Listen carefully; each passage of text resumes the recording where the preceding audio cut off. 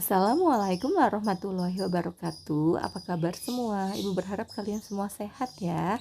Jangan lupa untuk like dan subscribe. Terima kasih. Hari ini kita masih melanjutkan materi tentang tekanan, khususnya tekanan yang terjadi pada zat gas dan juga penerapan tekanan yang terjadi pada makhluk hidup. Masih bersama Ibu Lisa. Oke, baiklah kita mulai.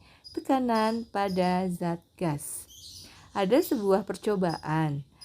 Ketika air di dalam Erlenmeyer ditutup dengan balon karet kemudian dipanaskan, akan membuat balon karet mengembang. Mengapa demikian? Hal ini terjadi karena adanya gerakan partikel gas di dalam Erlenmeyer yang semakin cepat dan terjadilah pemuaian sehingga tekanannya besar.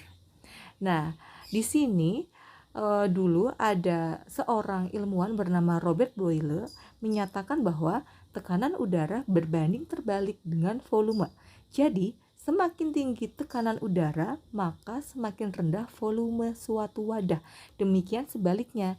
Jika ditulis dalam persamaan fisika, hukum Boyle tertulis P1 dikali V1 sama dengan P2 kali V2.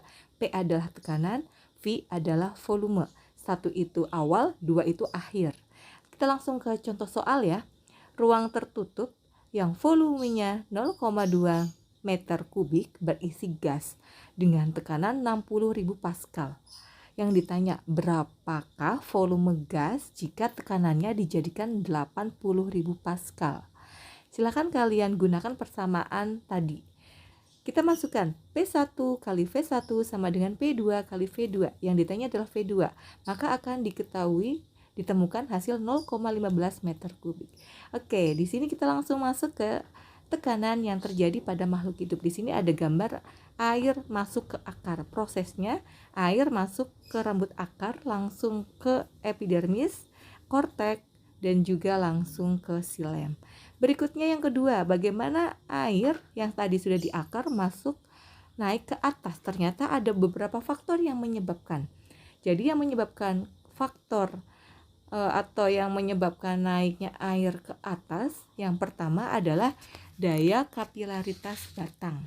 Jadi batang itu memiliki daya serap atau daya angkut. Yang kedua, daya isap daun. Jadi karena daun itu melakukan fotosintesis. Yang ketiga, karenanya ada transpirasi. Transpirasi itu artinya adalah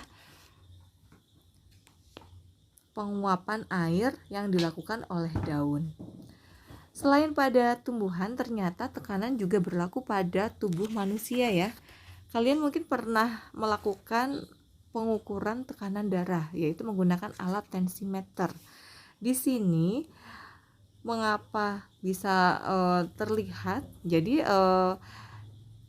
kalian ketika membaca tensimeter pasti akan menemukan dua angka sistol dan juga angka diastol. Jadi normalnya itu angkanya adalah 120/80. Ini mencerminkan tekanan yang terjadi pada saat darah dipompa keluar dari jantung dan juga pada saat darah masuk ke dalam jantung.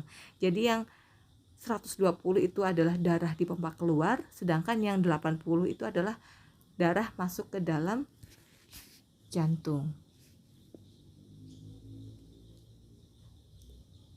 Berikutnya, di sini ada proses difusi gas yang terjadi pada pernapasan dan juga peredaran darah.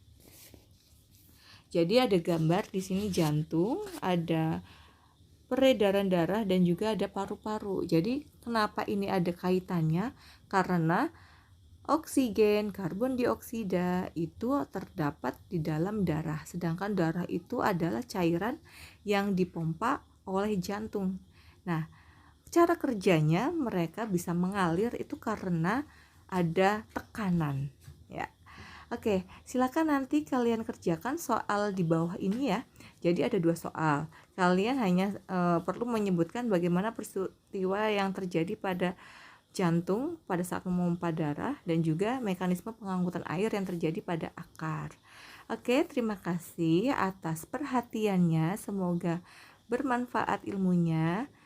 Wassalamualaikum warahmatullahi wabarakatuh.